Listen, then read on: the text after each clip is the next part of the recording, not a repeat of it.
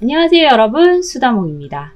오늘은 이 서얼에 대한 차별이 너무나 심했던 조선시대, 서얼로 태어나 1등 공신에 오르기까지 파란만장한 생을 살았던 유자광에 대한 이야기를 해보려고 합니다. 유자광 하면 출세를 위해 뭐든 했다는, 그러니까 간신이다 라는 평을 하시는 분들이 많은데요. 그가 왜 이런 평을 받고 있는지, 그에 대한 이야기 시작해 보겠습니다. 유자광은 1439년 전라남도 영광군에서 태어났습니다. 그의 아버지는 중추부지사를 지냈던 유규인이 양반가의 아들로 태어난 것이지요. 하지만 평생 이 출생에 대한 컴플렉스를 가져야 했으니 그의 어머니가 바로 노비 출신인 나주 최씨였던 겁니다. 그러니까 노비의 어머니에게서 난 얼자, 서얼이었던 것이죠. 이 유자광의 출생에 관한 일화가 전해지고 있는데요. 그의 아버지 유규가 하루는 삼봉우리 3개를 입으로 삼키는 그런 꿈을 꿨다고 해요. 꿈에서 딱 깨어나서 이 꿈은 너무 범상치 않은데 라고 생각을 해서 부인과 동침을 해야겠다라고 생각을 했는데 마침 부인이 자리를 비웠대요. 그래서 하필 그때 자리를 지키고 있던 여종을 그날 밤 취했고 그 여종이 유자광을 임신했다라는 이야기가 있습니다. 자, 그렇게 태어난 유자광, 종의 몸에서 난 얼자였으니 형제들에게도 업신여김 당하고 아버지에게도 인정을 받지 못했겠죠.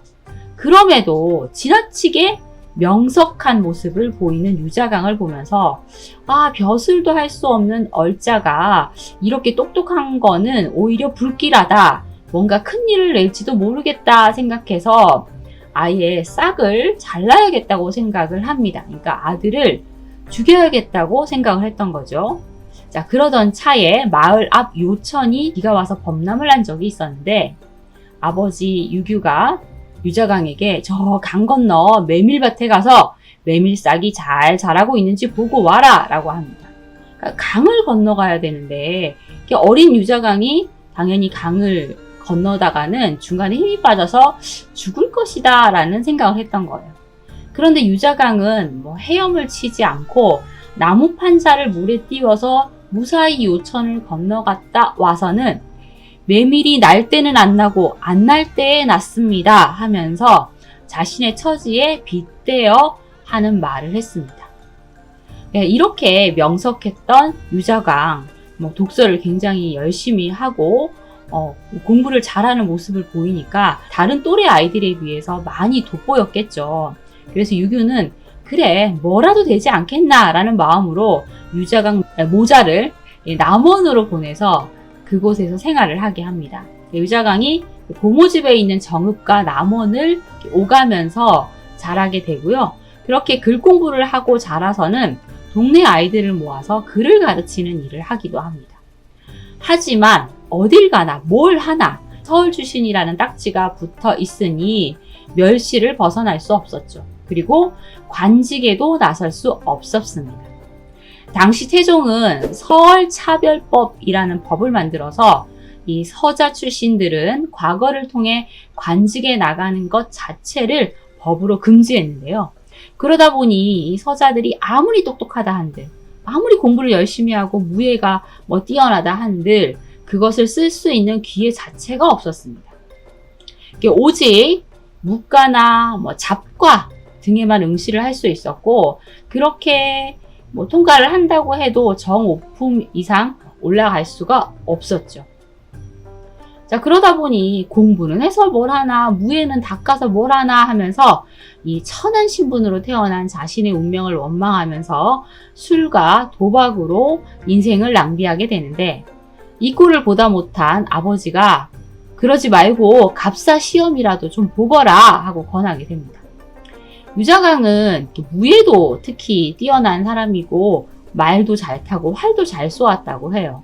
그래서 그래 허송세월을 보내느니 갑사라도 하는 게 낫겠지 해서 갑사 시험을 보고 또 무난히 합격을 해서 건춘문, 그러니까 경복궁의 동문을 지키는 갑사가 됩니다. 자, 이렇게 아주 일생을 평범한 군인의 길을 걸을 것 같았던 유자광. 그에게 천재 이루의 기회가 찾아옵니다. 1467년, 그러니까 세조 13년 6월 14일, 이시해의 난이 발생한 것인데요. 이 함길도에서 토의 세력을 형성하던 이시해가 세조의 강력한 중앙 집권 정책에 자신의 입지가 줄어드는 것을 보고 반기를 든 겁니다. 이시해는 당대 최고 권력자인 한명의 신숙주와 자신이 내통한 것처럼 소문을 냈고, 세조가 이 두 명의 중신을 구금하게까지 만들어요. 그리고 세조는 이 이시해가 난을 일으키자 구성군 이중과 도총관 강순, 또 남이 장군을 지휘부로 해서 군대를 파견하고 또 포고문을 보내서 그러지 말고 귀순을 하라라는 권하기도 합니다. 하지만 이시해의 세는 만만치 않았죠. 이시해는 길주를 습격해서 함경도 병마절도사와 길주 목사를 살해합니다. 당시 조정은 반란군에게 제대로 대응하지 못하고 있었고, 그 사이 토와 군민 등 반란군 2만여 명이 함길도 전역에 이 고을 수령들을 대부분 죽이면서 단청과 국청을 공략하고 뒤이어 함흥까지 공격하게 됩니다. 자, 이렇게 이시해의 난을 초기에 진압하지 못하고 어려움을 겪고 있을 때 일개 갑사인 유자광이 대담하게 세조에게 상소문을 올립니다. 신이 하번에 남원에 있으면서 이시해의 난이 있다는 말을 듣고 밥을 먹다가 숟가락 젓가락을 버리고 군현에 뛰어가서 나도 참여하게 해달라라고 얘기를 했더니 그 문건 속에 이름이 있었습니다. 저는 본래 무예를 익혀서 용감히 맞서리라 마음 먹고 행군할 날짜를 기다리고 있는데 아무리 기다려도 이 지령이 있지 않는 겁니다. 신은 이에 밤새도록 자지 못하고 국가가 비록 사방을 계엄해 어찌 사방의 병사들을 다 징벌한 연휴에야 역적 이시해를 토평할 수 있겠는가 하였습니다. 그리하여 신은 남원을 출발해 하루에 평소보다 몇 갑절의 길을 걸어서 이 서울에 도착해서 사람들에게 물으니 모두 이르기를 역적 이시해는 아직도 소굴을 지키면서 죄 없는 이들을 함부로 죽여 함길도 전체가 술렁이고 있다고 하였습니다. 어찌 역적들을 즉시 나아가 평정하지 못하고 전하의 다스림에 누를 끼치는지 심히 의문스럽습니다. 듣기로는 전하께서 벌써 여러 번 장수들과 병사를 북방에 보냈다 하는데 어찌 지금까지 한 장수도 이시해의 머리를 참하여 한성에 바치는 이가 없단 말입니까? 만약 즉시 토벌하지 못하면 이시해가 더욱 흉악하게 될 것이고, 나를 허비하여 역적의 목숨을 끊지 못하면 이 함길도 수십 주의 죄 없는 백성이 진실로 가련해질 겁니다. 하루아침에 국경을 넘어 이 북쪽 오랑캐 땅으로 들어간다면 앞으로 이 국경의 근심을 당할 수 있겠습니까? 등등등 정말 구구절절 왜 아무도 빨리 이시해의 목을 가져오지 않냐? 라는 어떤 이야기가 담겨 있었고요. 나름 자신이 생각하는 진압 계책을 쓰고 있는데요. 중국의 손무가 말하기를 승리는 빠르게 얻어라 하였습니다. 대체로 보아 옛 선인들이 용병을 할 때 제일 귀중하게 여기는 것은 신속하게 전쟁을 마무리하는 것입니다. 전쟁에서 신속한 승리처럼 귀중한 것은 없습니다. 그러므로 이 병사들이 지체하고 진격하지 않는 것이 과연 옳은 것인지 알지 못하겠습니다. 등등등. 신은 비록 미천하나 전쟁의 한 기퉁이라도 서서 이시해의 목을 참하여 바칠 수 있기를 원하옵니다. 이시해의 난으로 뒤숭숭한 전국에 속전속결 빨리 쳐서 전쟁 끝내야 됩니다. 라면서 글을 올린 이 유자광의 상소가 굉장히 인상적이었나 봐요. 세조가 이 글은 내 뜻에 매우 합당한 진실로 기특한 제목이다. 내 장차 임용하여서 그 옳은 일을 시행하리라 하고는 그 다음날 바로 유자광을 부릅니다. 그리고 세조와 다른 대신들 앞에서도 당당하게 자신의 주장을 펼치는 유자광이 굉장히 마음에 들었던지 그 자리에서 너 겸사복으로 임명하노라 하며 바로 임명해버립니다. 뭐 겸사복은 왕의 최측근에서 왕을 지키는 경호 군사니까 완전 승진을 한 거죠. 그리고는 이놈이 정말 쓸만한 놈인가 하고 몇 번 유자강의 재주를 시험해 본 것이 이 기록에 남아 있는데요. 유자강이 높은 돌층계를 한 번에 뛰어넘고 또 큰 나무를 잡고 오르게 합니다. 그걸 다 하는 거예요. 그걸 보고는 야, 너희들도 유자강과 같이 할 수 있는 자가 있으면 재주를 한번 보여라 하면서 막 박수치고 감탄을 했던 겁니다. 그렇게 세조의 신임을 얻은 유자강은 궁궐과 전선을 연락하는 그 연락병 임무를 수행하게 됩니다. 유자강은 세조에게 직접 출전해서 난을 진압하는 데 힘을 보태고 싶다라는 뜻을 전했고, 이후에 이 하층민 위주로 편성된 파저기를 거느리고 실제로 출전을 하게 되는데요. 물론 뭐 유자강이 힘을 써서 뭐 진압을 했다는 아니고, 뭐 이준, 남이 장군 등의 활약으로 이 시에 나는 3개월 만에 진압되게 됩니다. 자, 그리고 유자강은 함길도에 머물면서 이 남은 반란 세력을 진압하고 지역을 안정시키는 임무를 맡기도 하죠. 그리고 함길도 지역을 안정시킬 수 있는 뭐 계책을 계속 써서 상소를 또 올리니까 세조가 역시 내 판단이 틀리지 않았어. 아, 역시 문무를 겸비한 인재야. 라는 생각을 합니다. 그래서 이 유자강을 곁에 두기 위해서는 벼슬을 올려줘야 되잖아요. 그래서 허통을 명하게 됩니다. 그러니까 허통은 서얼들이 벼슬을 할 수 있게끔, 과거를 볼 수 있게끔 명하는 것을 허통이라고 합니다. 자, 그리고 유자강에게 무인들의 인사를 담당하는 정오품 병조정랑 자리를 내리는데요. 세상에 하루아침에 병조정랑이라니 이게 말이나 됩니까? 이를 인정할 수 없었던 언간들이 막 다 들고 일어납니다. 언간들이 올린 상소를 한번 보면 정조는, 그러니까 이조와 병조는 소임이 가볍지 않아서 반드시 공이 많고 벼슬 경력이 많은 사람을 골라서 써야 합니다. 그리고 또 이전에도 문무과 출신이 아닌 자를 임명한 적이 없습니다. 유자강은 바로 유규의 서자인데 특별히 그 종구다는데 작은 공을 세웠다고 해서 갑자기 병조정랑에 임명을 하시다니요. 지금 유자강의 가문 출신은 첩의 아들로서 근본이 천하고 경솔하며 용렬한데, 그러니까 허통을 했다고 해서 바로 이렇게 올려주시는 것은 아닙니다. 그건 절대 안 됩니다. 지금 귀천을 논하지 아니하고 현부를 살피지 아니하고 관리를 돌보지 아니하고 어제 허통했다고 해서 오늘 정랑으로 삼는다면 이것은 정말 마땅치 않습니다. 그리고 다른 관직도 유자강의 작은 공로에는 합당치 않다고 생각합니다. 강력 반대를 합니다. 이에 세조는 너희들 가운데 유자강같이 나에게 힘을 실어준 자가 있느냐? 나는 절세의 재주를 얻었다고 생각하니 다시는 말하지 마라. 또 너희들이 허통한 지 오래되지 아니하였다고 핑계를 하는데 도대체 세월이 얼마나 오래 지나야 벼슬을 올릴 수 있단 말이냐? 하면서 이들의 말을 다 물리쳐버립니다. 자, 그렇게 유자강은 29살의 나이로 병조정랑이 되었으니, 자, 이 모든 일은 유자강이 세조에게 상소를 올린 지 3개월 만에 일어난 일입니다. 자, 그런데 이런 파격은 여기서 멈추지 않아요. 세조 14년 이시의 난이 모두 진압된 다음에 세조가 온양행궁에 가서 피부병을 다스리기 위해서 온천을 즐기는데 이때 특별히 별시 문가를 치릅니다. 왕이 행차를 했으니 그것을 기념하기 위해서 특별 과거 시험을 개최한다는 거예요. 근데 이런 일은 종종 있어서 그렇게 특별한 일이 아닌데 이 시험의 목적이 아주 특별했어요.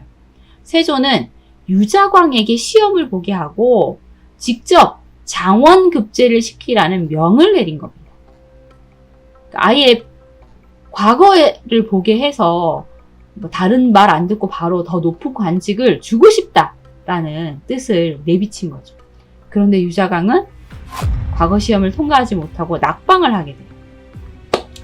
아니, 내가 그렇게 신신당부를 했는데 낙방을 시키다니. 세조가 유자강의 답안을 가져오라고 해서 읽어봐요. 그리고는 아니 답이 틀리지 않지 않았냐, 대책이 좋은 것 같은데 왜 합격을 시키지 않았냐라고 합니다. 그래서 과거를 주관했던 신속주가 이 대책을 쓴 것에 고어를 전용한 데다가 또 문법도 너무 많이 틀려서 합격을 시킬 수 없었습니다 라고 말을 합니다. 그러자 세조가 비록 고어를 썼다 하더라도 묻는 본이, 그러니까 그 뜻에 어그러지지 않고 의리에 해로울 것이 없지 않는가 하면서 부득부득 우겨서 결국 유자강은 장원급제를 하게 돼요. 대단하다, 그죠? 그리고 그해 유자강은 특별 승급을 해서 정삼품 병조참지에 오르게 되니 상소를 올린 지 1년 만에 벌어진 일이에요.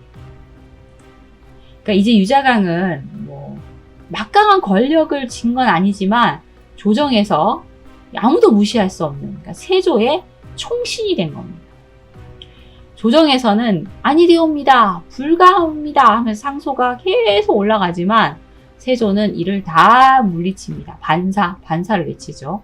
오히려 유자강이 제주가 미흡한 저를 이렇게 높은 자리에 올려주시다니 저는 안 될 것 같습니다 하면서 오히려 사퇴를 청할 지경이었는데 세조는 이 역시 모두 다 물리쳐버립니다. 세조는 서울 출신인 유자강을 왜 이렇게까지 총애하고 승진을 시켜준 것일까요? 사실 세조는 계유정난으로 조카를 밀어내고 왕이 된 인물이죠. 그러다 보니 정통성에 금이 가서 그 운신의 폭이 많이 좁았습니다. 그런 상황에 또 사육신 사건도 일어나고 하니까 내가 믿을 자들은 나와 함께 정난을 공모했던 공신들밖에 없어 라고 생각을 해서 공신들에게 너무 힘을 실어줬던 거예요.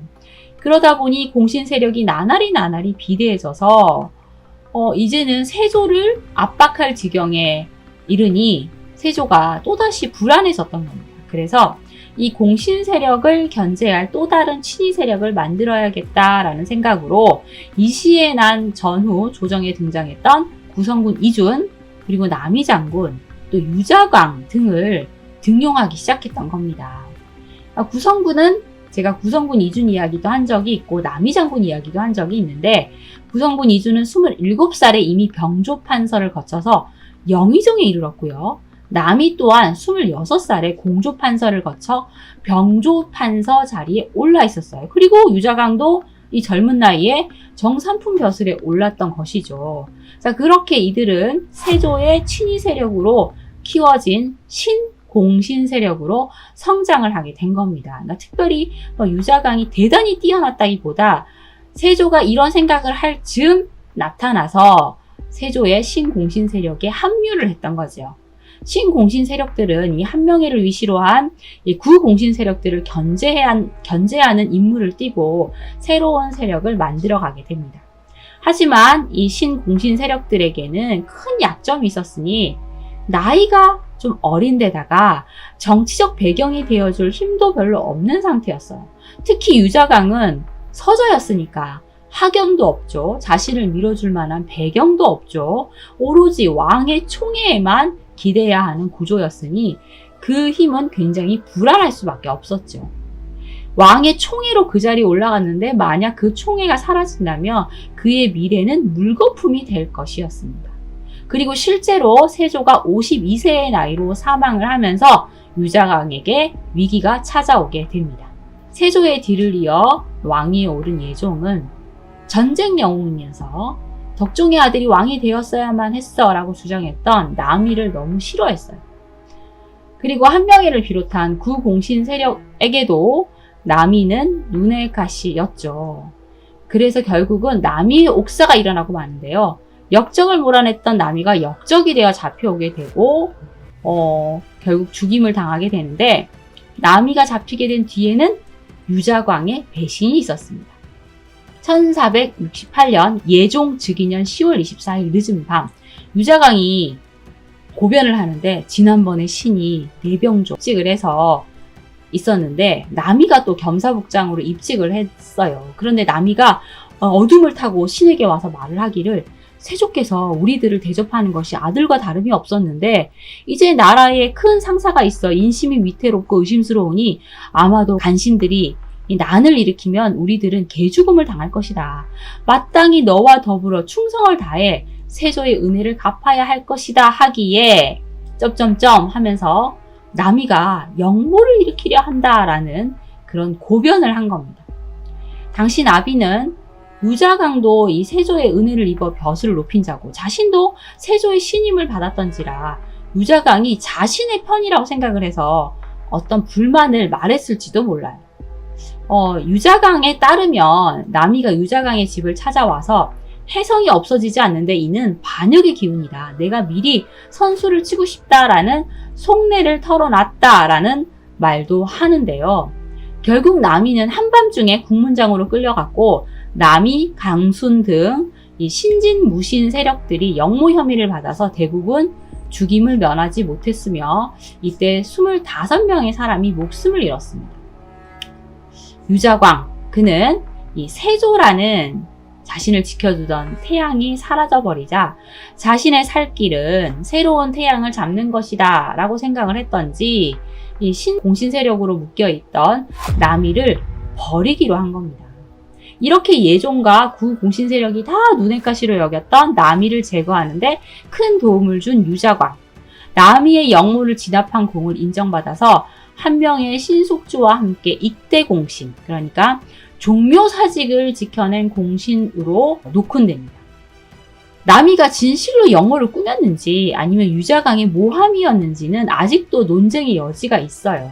하지만 훈구파와 새로운 세력인 구성군 이준, 나미, 유자광의 싸움에서 이 나미가 제거되면서 훈구파의 승리로 돌아가게 됩니다.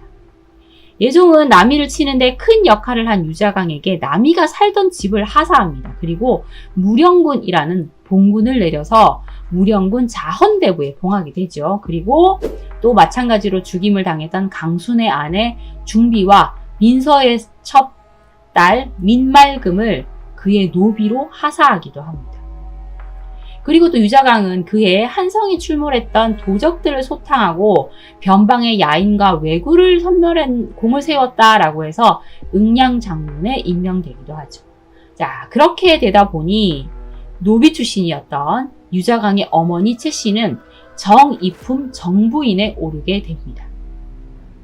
유자광에게는 자형, 자정이라는 이름의 두 동복 동생이 있었어요. 그러니까 유자광과 같이 서울 출신인 거죠. 그러니까 이들은 원칙적으로 하면 벼슬을 할 수가 없습니다. 그런데 형도 허통이 되어서 벼슬을 했으니 자신들도 이렇게 벼슬을 해야겠다라고 생각해서 우선 속가인 생원진사씨에 응시를 해요. 그런데 접수를 받던 예문관 관리가 두 사람이 서얼임을 알고 서얼 주제에 어디 시험을 보려고 하느냐라고 망신을 주면서 접수조차 받지 않는 겁니다. 이에 화가 난 유자광이 직접 이 임금에게 아뢰어서 결국 동생들이 허통되어 속가에 응시할 수 있게 만들죠. 자, 이를 두고 사관이 유자광은 본래 호남으로 지위가 일품에 이르렀으나 경박하고 광망하기가 옛날과 같았다.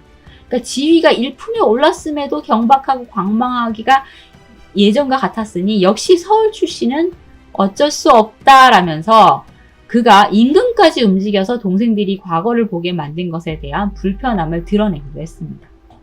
그리고 유자광은 사관원, 사원부의 표적이 되어서 지속적인 탄핵을 받게 됩니다.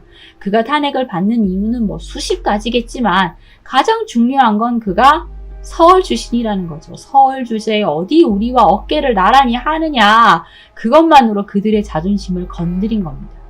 그러니까 어느 날 유자광의 부하 박성간이 유자광이 반역을 꾀하려 한다라는 고변을 해서 유자광이 의금부에 구속되는 일이 있었는데요. 굉장히 심한 고문과 신문을 당하게 됩니다.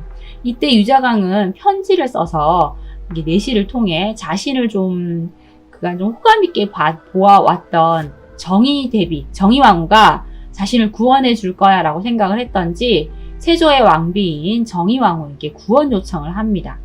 그러니까 아마 유자광을 세조가 신임했던 것을 좀 보았던 정의왕후인지라 그래, 그가 그럴 리가 없다 하면서 재수사를 할 것을 명했고, 유자강을 고변했던 박성간이 잡혀와서 신문을 받게 되는데, 이때 박성간이 사실은 유자강이 저한테 가족시를 2번이나 만들게 해서 제가 짜증나서 그 명을 듣지 않았습니다. 그런데 그때 장 60대를 때리니까 너무 원한이 사무쳐서 그를 해하고자 거짓 고변을 한 겁니다. 라는 실토를 하게 되지요. 그래서 유자강은 석방이 되고 박성간은 차명을 당하게 됩니다. 자, 이후 유자강은 더욱더 예종에게 충성스러운 모습을 보이며 권력을 이어나가기 위한 노력을 합니다. 하지만 예종은 15개월 남짓의 짧은 재위 기간을 뒤로하고 젊은 나이에 죽음을 맞게 됩니다.